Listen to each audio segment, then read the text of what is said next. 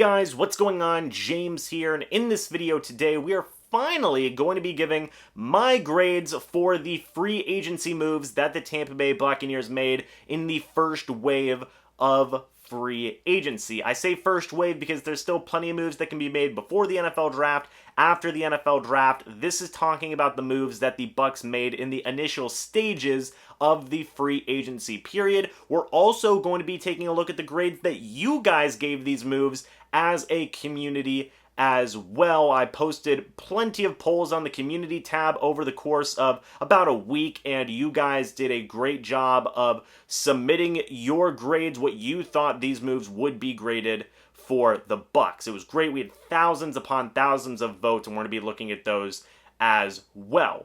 So let's go ahead and dive right in. The first move I want to talk about here is the re-signing of Ryan Jensen, and I gave this move a solid A grade. Right? This was one of the first moves that the Tampa Bay Buccaneers made, the re-signing of Ryan Jensen on a good, healthy contract, right? A 3-year deal, paying Ryan Jensen like one of the top centers in the league, and I gave it an A grade because I think that this was a great move by the Bucs. You continue to have continuity with your offensive line. The chemistry between Ryan Jensen and Tom Brady is a great thing to have continuity on. I don't have the return of Tom Brady in this video, by the way, because it technically wasn't a free agency move, but it still goes to stand that yeah, Ryan Jensen is a fantastic center, and having that chemistry with Tom Brady is paramount for some of the success that the Tampa Bay Buccaneers offense will have in this upcoming season and potentially future seasons as well. Ryan Jensen has been getting better and better every single year he has been with the Bucs, and now he's playing like a top center in the league. So I feel like the contract was absolutely deserved. I feel like it was a very important need for the Buccaneers to bring him back, and they were able to get the deal done, and it was an excellent move at that. So for the re-signing of Ryan Jensen, I gave it an A grade. For the community, you guys gave it an overwhelmingly percentage of an A grade. At 89% of the votes, it came in as an A grade from the community. So I think we are in agreement here that, hey, Ryan Jensen's pretty darn good, and he deserved that contract. The next move that we're going to be talking about is the re-signing of Carlton Davis. And I also gave this an A grade. And, you know, for me, Carlton Davis, he's my hashtag #1 corner, right? It is what it is. I think he gives you so much ability as an outside corner for the Bucs. The big physical style of play that Carlton Davis brings, I feel, is so important. They got him on a relatively good deal, 3-year deal, pays him a little over $15 million a year on that contract. I think that it was justifiable, that contract, those numbers. I think that Carlton Davis has earned that with his overall play. The one question, though, that I know is going to be on a lot of people's minds, and if I'm being honest, it's on my mind as well. It's on Bruce Arians' mind, Todd Bowles' mind, everybody in the Bucs organization's mind, is health. You know, can Carlton Davis stay healthy and play a full slate of games in a regular season?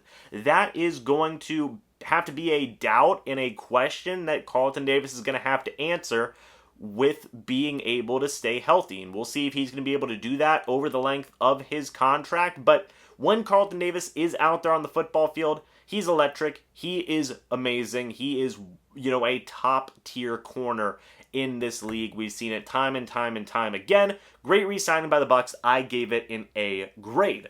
For the community, this one was a little bit more split in terms of what the grading was. Still, the majority of people, coming in at 63% of the votes, gave it an A grade, while 30% of the folks gave it a B grade. Again, this was for thousands of votes on this poll, and you know, again, 63% A, 30% B, so there is a little bit of a disagreement there between myself and the community on Carlton Davis, but still, the majority do think that this was a solid re-signing for the Bucs, giving it an A grade at 63%.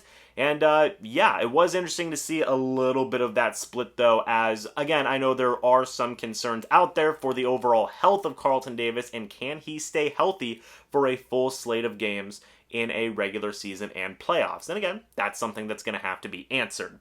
The next move is Chris Godwin re-signing with the Tampa Bay Buccaneers. First, it was on the franchise tag, then it was on a long-term contract that paid him a pretty penny, I believe over $18 million on his 3-year deal. I gave it an A+, and I know that I'm able to add pluses and minuses to my grades and whatnot. That's because the community tab only gives you 5 options for poll answers, so I had to go A, B, C, D, and F on those polls. Unfortunately, I couldn't add A+ or A-, things along those lines. But now that I'm giving my own grades, I have the flexibility to be able to do that. I gave it an A+. This was arguably the most important re-signing the Tampa Bay Buccaneers had to make this offseason if Tom Brady was coming back to have continued success.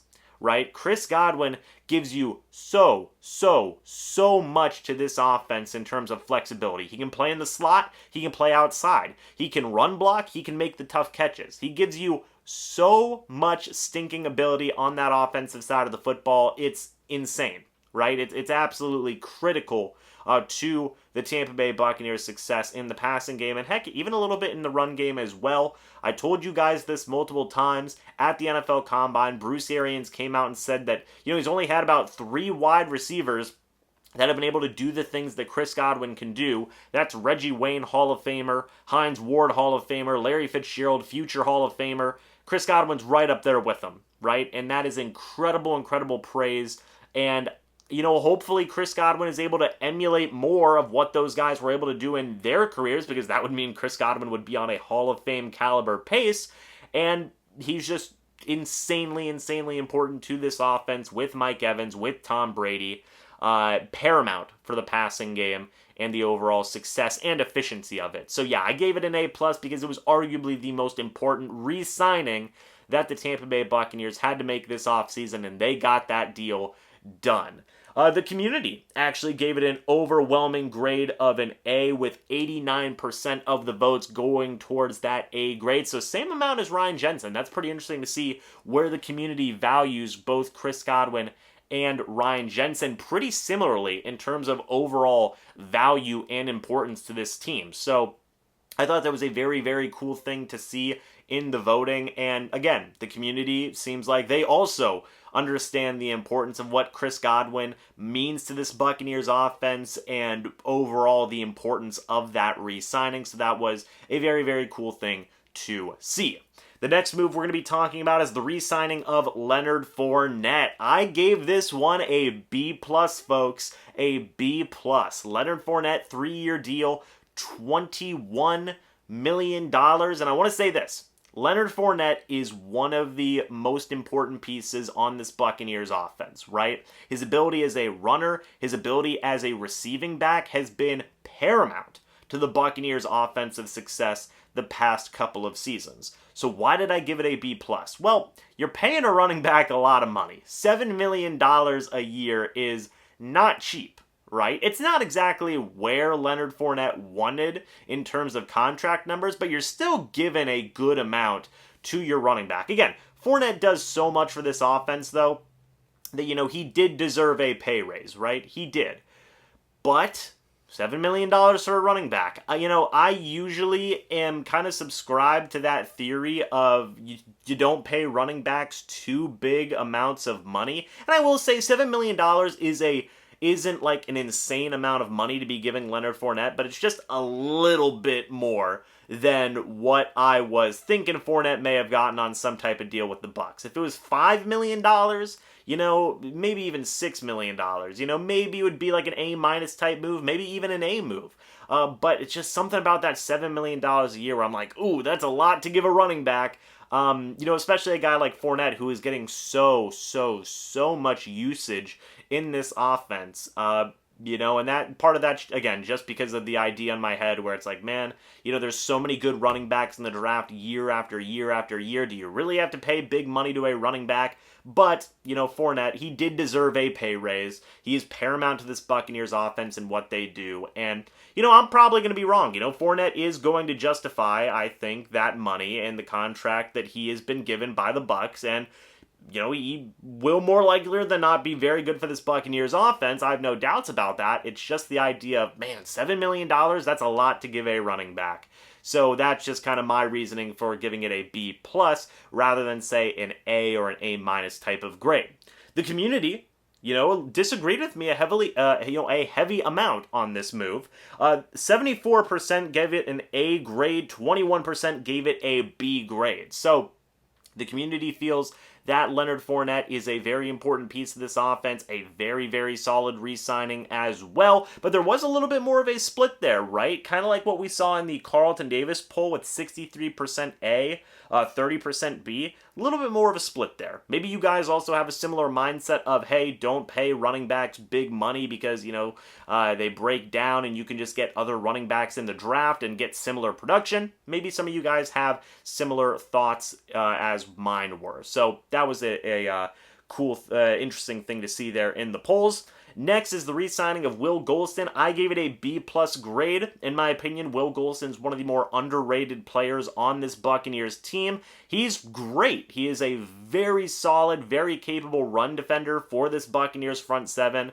and he's able to add a little bit of pass rush to his game as well. But the run defense, I mean, you really can say that Will Gholston is arguably one of the better run defending defensive ends, or I guess I should say one of the more underrated run defending defensive ends in the league right now. He really is that good, folks. I've seen Will Gholston steal people's souls in the run game. So it's been a fantastic thing to see. 1-year deal. Wish you probably could have gotten him maybe on a 2-year deal, something along those lines. But regardless, Will Gholston, one of the longest tenured Bucs left on this team with a guy like Lavonte David. This was a solid re-signing in my opinion. Good continuity for the front seven in the run defense.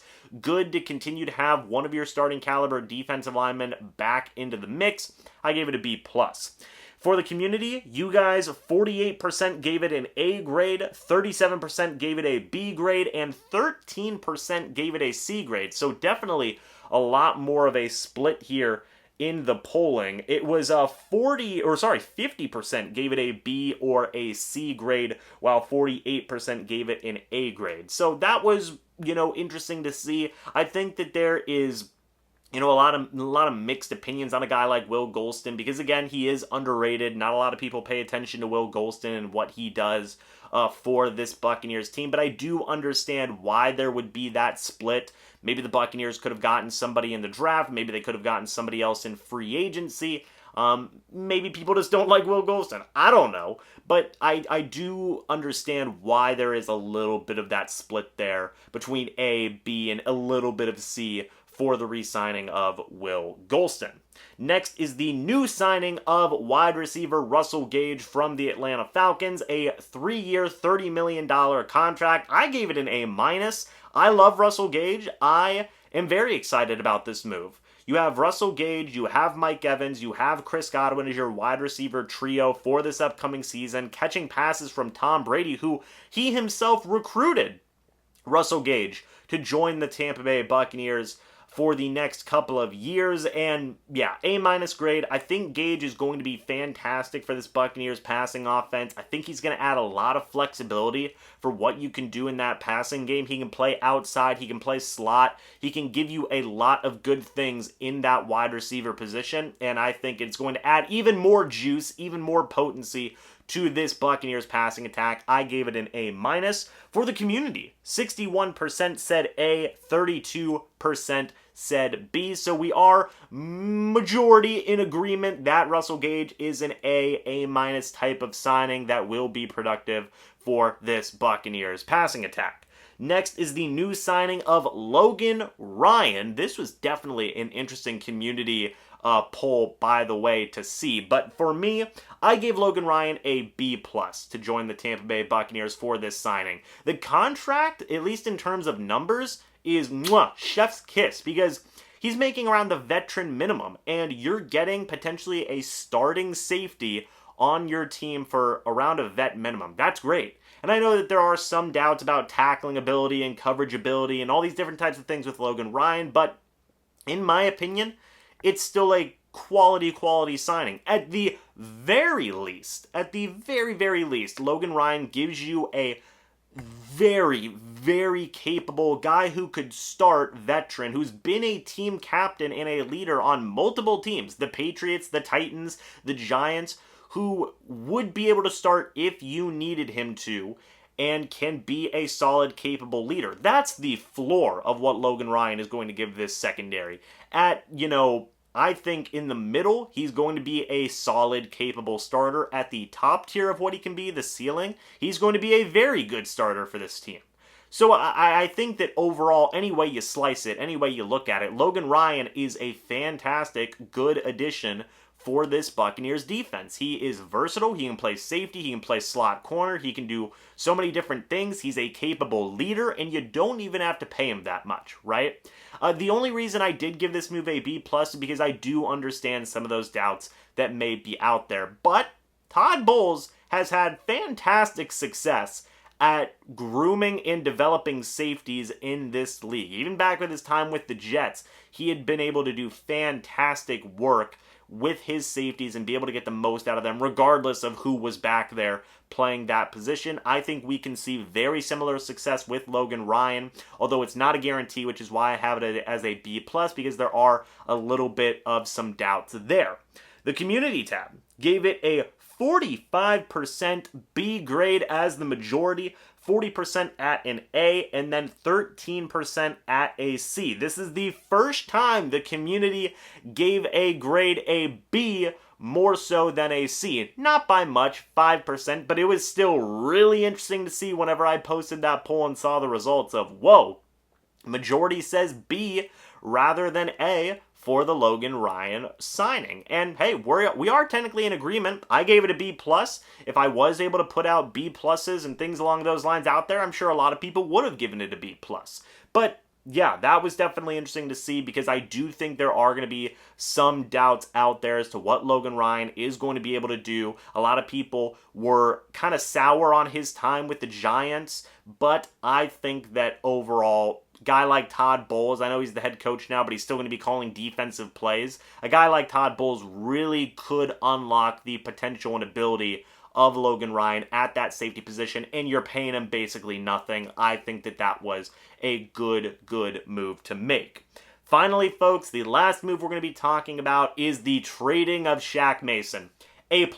I still can't believe that the Tampa Bay Buccaneers got Shaq Mason for a 5th round draft pick. That's incredible. One of the top guards in the league. He's going to be playing right guard, so he's not a 1-to-1 replacement for Ali Marpet, but he technically is, right? And you're only paying him around $8.5 million a year for the next 2 seasons. Are you kidding me?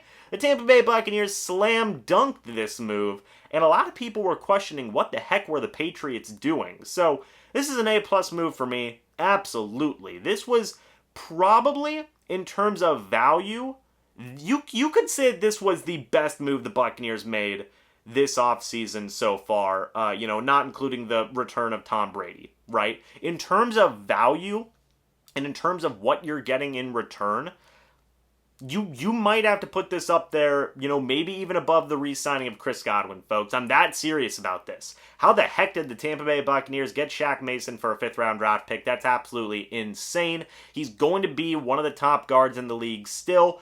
Phenomenal run blocker, phenomenal pass blocker. Him, Tristan Wirfs, and Ryan Jensen on the right side of that offensive line. I don't say this because of bias. I say this just from a pure analytical standpoint. Is probably going to be the best right side of an offensive line in football. I really don't know if you can debate that too much. Maybe there's some other offensive lines out there, but for me, man, you gotta say it's one of the top 3. I mean, come on. Shaq Mason, Tristan Wirfs, Ryan Jensen on the right side of that O-line.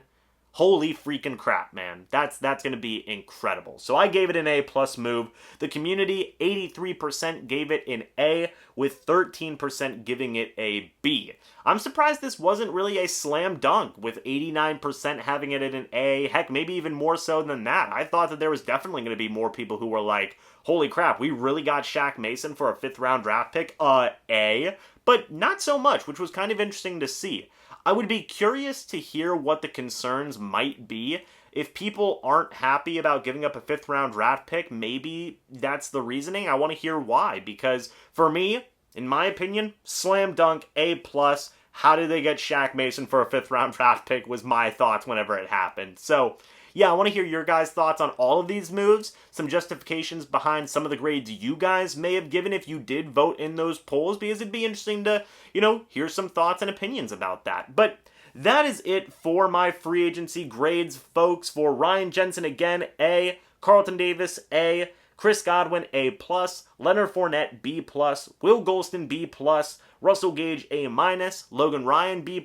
And then Shaq Mason, A+. And then for the community, talking about just the majority, Jensen, A. Davis, A. Godwin, A. Fournette, A. Golston, A. Gage, A. Logan Ryan, B. And then Shaq Mason, A. So, maybe that is a biased or something along those lines, but in my opinion, I think the Buccaneers just had an incredibly solid start to their offseason after Tom Brady returned to the team, which is why I gave the grades that I gave, and why you guys probably gave the grades you gave as well as a community. So, what do you guys think about this? This was an incredibly long video, but I was very happy to get this video out. I had been waiting on it for a long time, but then, Bruce Arians retired and Todd Bowles became the head coach, so I kind of didn't have enough time to get around to it, but we got it done today. What do you guys think about the grades I gave? What do you think about the grades that the community gave? Do you agree with them? Do you disagree with them? Give me your thoughts and opinions about all the signings that the Buccaneers gave and what grades you would give them. Thank you guys so much for watching this video. Hope you all enjoyed, and I will see you all in the next video or the next live stream. But until then, and as always, guys, goodbye for now, and go Bucs.